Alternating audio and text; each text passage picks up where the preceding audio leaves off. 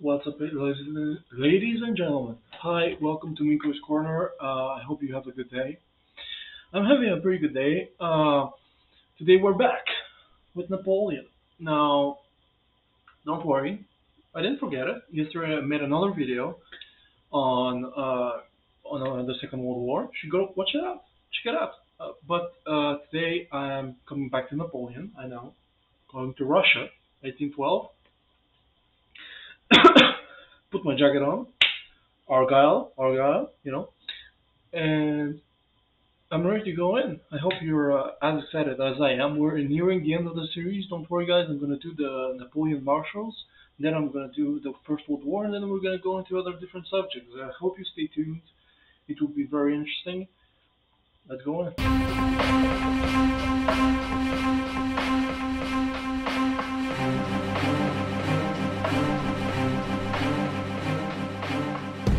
Russia, 1812.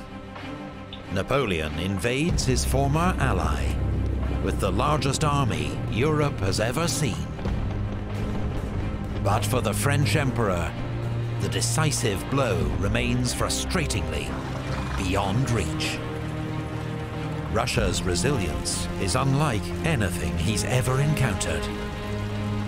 And as winter closes in, his army begins the most infamous retreat in history.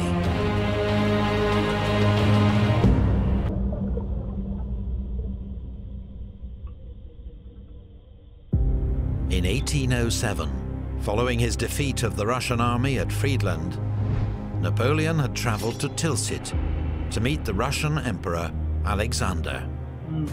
During their celebrated encounter, the two emperors formed a friendship and made an alliance. But it was not to last. Over the next 5 years, relations between France and Russia cooled dramatically.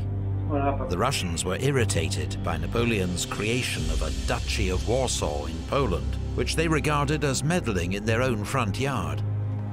They feared it would lead to the return of a fully fledged Polish state, a traditional thorn in Russia's side. Then there was Napoleon's offer to marry Alexander's sister, Grand Duchess Anna Pavlovna, to cement their alliance. But the Romanovs hated the idea, and after a year of Russian prevarication, Napoleon married Marie-Louise, daughter of the Austrian emperor, instead. Later that year, Napoleon broke a guarantee made at Tilsit and annexed the Duchy of Oldenburg, ruled by Alexander's sister's father-in-law. So it's a whole Worst of family all debacle. was the fallout over the continental system. And the Napoleon's not very which was, effective economic blockade against Britain, designed to cripple his most steadfast enemy. Yeah, did work out though. Alexander had agreed to join the continental system at Tilsit. But it was hugely unpopular in Russia and ruinous to her finances. Let's see. 1,300% of national debt in 2 years. That's great. Russian exports minus 40%. Value of paper currency minus 50 in 3 years. Price of sugar and coffee plus 5 point. Okay, so During a period of economic crisis. yeah, that wasn't a good idea. When Napoleon found out that Russia was flouting the rules of the system and had resumed an illicit trade with Britain, he was furious. With both emperors accusing the other of bad faith, their two countries began preparing for war. This video is brought to you by our sponsor, Curiosity Stream. I'm gonna skip it up. At Tilsit, Russia swore an internal alliance with France now she breaks for oaths that she believes as degenerate are we no longer the soldiers of Austerlitz. So basically the whole debacle going into Russia was pride, and family feud. Napoleon knew an invasion of Russia was a massive undertaking, No shit. especially as he War with still had Spain. an unfinished war in Spain that was tying down more than 200,000 troops. Nevertheless, in 1811, he began to assemble the largest army Europe had ever seen, around 600,000 men, though less than half of them were French. The rest came from allied states across Europe. there was a Polish corps from the Duchy of Warsaw, led by Prince Poniatowski, a corps from each of the German kingdoms of Saxony, Westphalia, and Bavaria, from the Kingdom of Italy, as well as Swiss, Dutch, Croat, Spanish, and Portuguese units scattered throughout the army. There were even contingents from Prussia and Austria, France's recent enemies, now uneasy allies.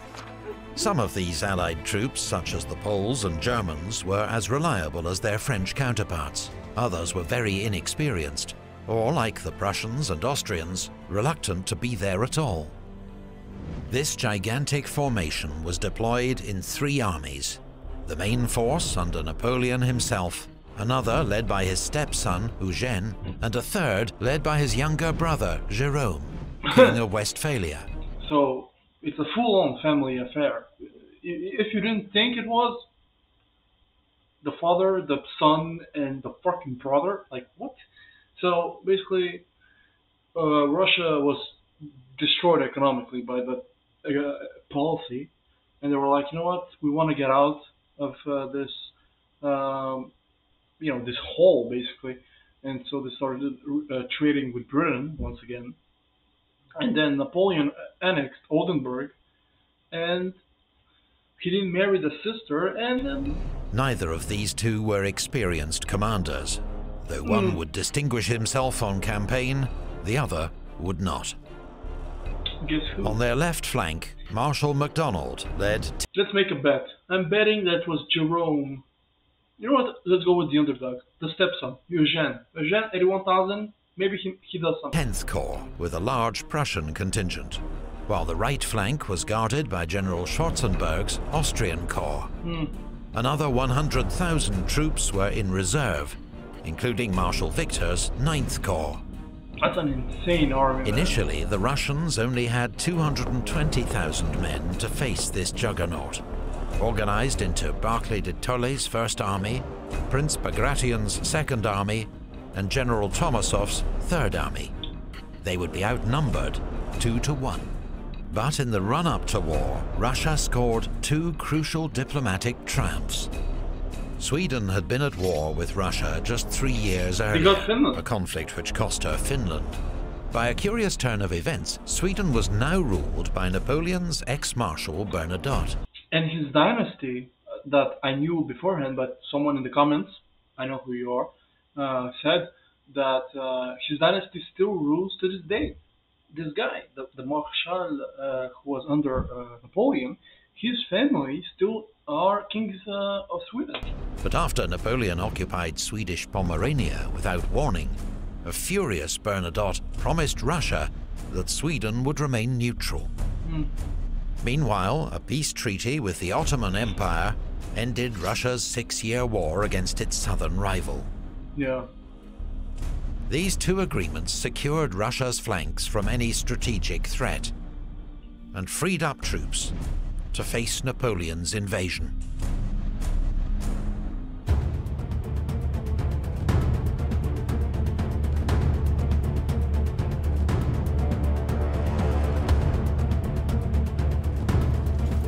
On the It's insane how many people would die because of all this. 24th of June 1812, French troops began crossing the Niemen River into Russian territory. The army was so large, the crossing took 5 days. Napoleon's plan was to attack north of the impassable Pripet marshes and defeat Barclay's army, while Jerome pinned Bagration in place. French forces would then swing south to trap Bagration. Napoleon expected the campaign to be over in 5 weeks. But the sheer size of the French army convinced the cautious Barclay that retreat was his only option. Prince Bagration, a much more aggressive commander by instinct and often Barclay's fierce critic, was forced to agree. As they withdrew, they burned villages and crops, part of a scorched earth strategy to deny supplies to the enemy. In 4 days, Napoleon had reached Vilnius, but Barclay was gone. To the south, Jerome failed to pin down Bagration. So when Davout's First Corps swung southeast to trap him, he'd already withdrawn to safety. Napoleon's younger brother was out of his depth. Stung by the Emperor's criticism, humiliated when his troops were put under Marshal Davout's command, he resigned his post and returned to Westphalia. The campaign was already beginning to expose serious flaws in Napoleon's plan. Knowing his troops would struggle to live off the land in this impoverished region, he'd organized huge supply depots and transport units to feed the army. But wagons rolled slowly along Russia's bad roads, which were turned to rivers of mud by summer thunderstorms. The army had to make frequent stops to allow its supplies to catch up. Bad news for Napoleon's plan to catch the Russians, but a much-needed relief for the many thousands of young conscripts in his army, not used to hard marches day after day. Many were soon dropping out with exhaustion. Others deserted. There were also huge problems of command and control over a vast multinational army that was 3 times bigger than any Napoleon had commanded before. La Grande Armée, once famed for its speed of maneuver, had become a lumbering beast. After a pause to rest and regroup at Vilnius, Napoleon resumed his advance. Barclay continued his retreat to Vitebsk, where he hoped Bagration's Second Army would be able to join him. But Davout blocked Bagration's path at Sultanovka, forcing him to make for Smolensk instead. Davout's there. At Vitebsk, When you need Napoleon clashed with Barclay's rear guard, but once more the Russians escaped, after setting fire to all the stores they couldn't take with them. Meanwhile, 300 miles away, on Napoleon's southern flank, Russian Third Army attacked and defeated the Saxon Seventh Corps, forcing Napoleon to divert Schwarzenberg's Austrian Corps to their aid. By the end of July, Napoleon had advanced 250 miles into Russia, much further than he'd planned. And the long marches in extreme summer heat continued to take a heavy toll on his men. Without fighting a major battle, the army had already suffered 20% casualties from exhaustion and illness, particularly typhus and dysentery. The army had entered Russia with 250,000 horses, but they were now dying at a rate of 1,000 every day from exhaustion and lack of fodder. That's insane.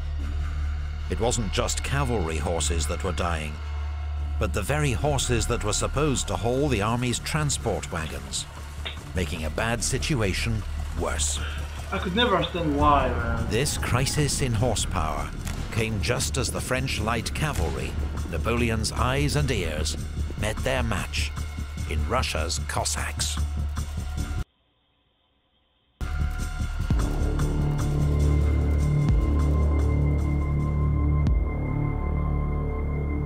Jesus Christ.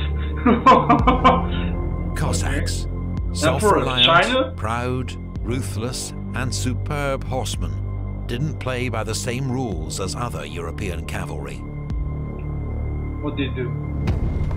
Every day they shadowed Napoleon's army, swooping in whenever they saw an easy target, but melting away into the forests if they were attacked by a stronger force. So they were cockroaches, annoying. Cossacks, as well as Russian partisans, made hit-and-run attacks on French supply lines and depots, forcing Napoleon to divert thousands of troops to their defense. Alongside Russian regular light cavalry, they also prevented French patrols from carrying out reconnaissance, which meant that Napoleon often lacked good information about roads or the enemy's whereabouts. Napoleon stayed 16 days at Vitebsk, resting his troops and considering his options. Among his many mounting concerns was the security of his long, exposed flanks. But at Vitebsk, he received news that Schwarzenberg had defeated the Russians at Gorodezhna. A week later at Polotsk, a French Bavarian force fought Wittgenstein's Russian First Corps to a standstill. Napoleon's flanks were secure for now. Although his main force had been reduced to less than half its original strength, Napoleon decided to push on to Smolensk and try to force the Russians into a decisive battle for the city. Barclay was indeed under pressure to give battle from fellow commander Prince Bagration and Emperor Alexander in St. Petersburg. The army's morale and Russia's honor required it, they told him.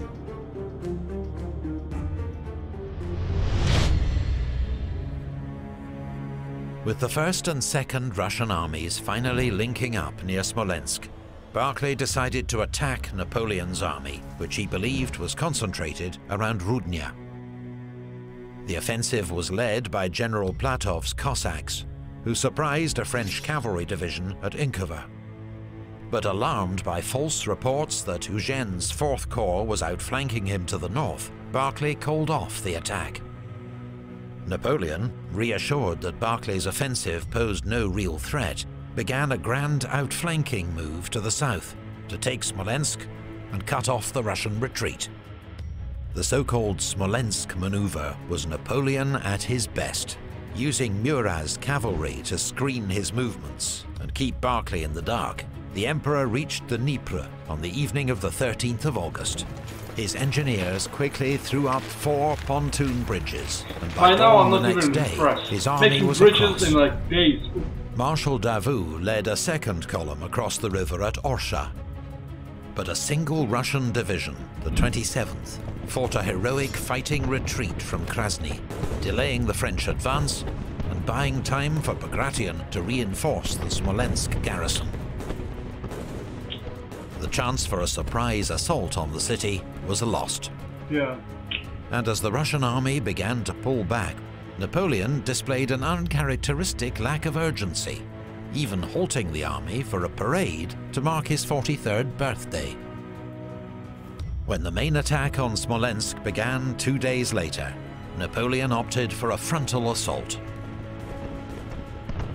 150 French guns battered the city as 3 French corps attacked its medieval fortifications. The Russians resisted bravely, but Barclay, fearing encirclement, ordered another retreat. With Smolensk in flames, the Russians began to pull out, just as the French fought their way into the city, to scenes of utter devastation. Bagration's Second Army withdrew first. As Barclay's army followed, its rearguard was caught by Ney's 3rd Corps at Valutino. General Junot, commanding the Westphalian 8th Corps, had orders to cut off Barclay's retreat.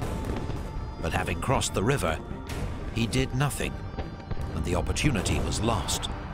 A furious Napoleon swore that Junot would never now win his marshal's baton. The Battle of Smolensk cost both sides around 10,000 casualties and destroyed one of Russia's most historic and holy cities, but settled nothing.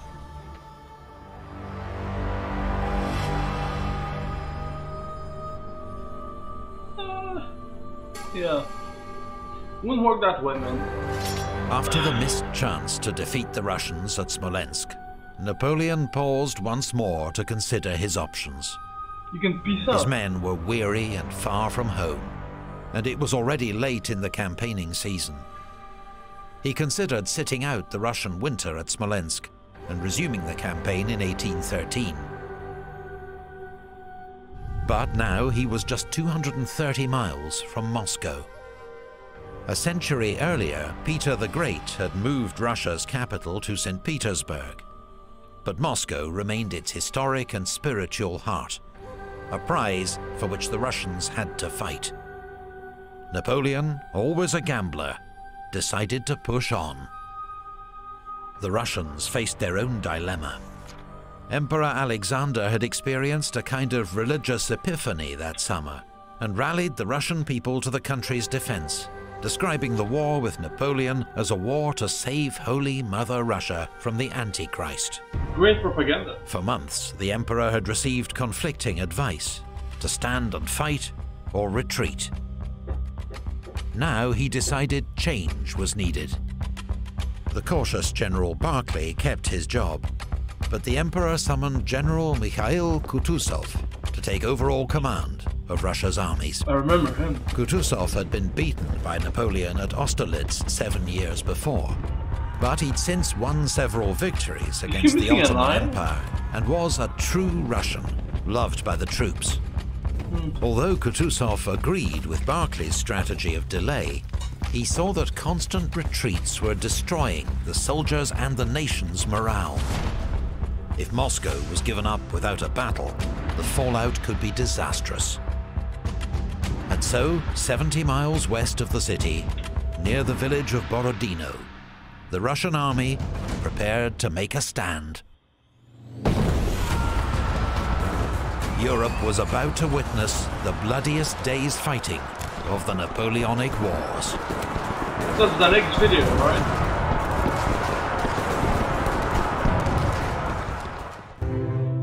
Well guys, another video, another Napoleonic experience. I hope you enjoyed this. This was the worst time. First of all, when he halted his army for his 43rd birthday, like, okay. But it was like, who would go to war with Russia while at the same time you're at war with Spain and the UK? And you marry the Austrian princess, which is, Austria has backstabbed you 2 times now. Why give them something so valuable? Marry, I don't know, marry the Russian girl, or marry someone else, man. Because this was, I don't know how their marriage was. What were the consequences of him marrying an Austrian princess? But it was, I don't know, could have been a way better political marriage. But going into Russia with 600,000 men, which is an insane number when you think about it, listen, in retrospective, we can see, from 2021, it was a huge mistake.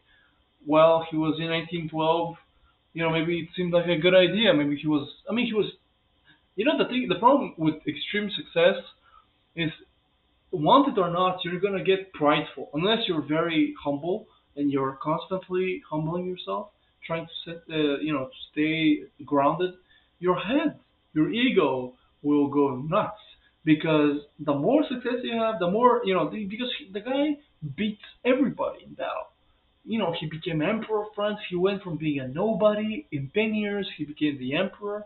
He was, I don't know how young when he became emperor. And all this success, by the time you're like 34, 35, it must go to your head to a certain extent. Military success, and then civil success, with the whole emperor thing.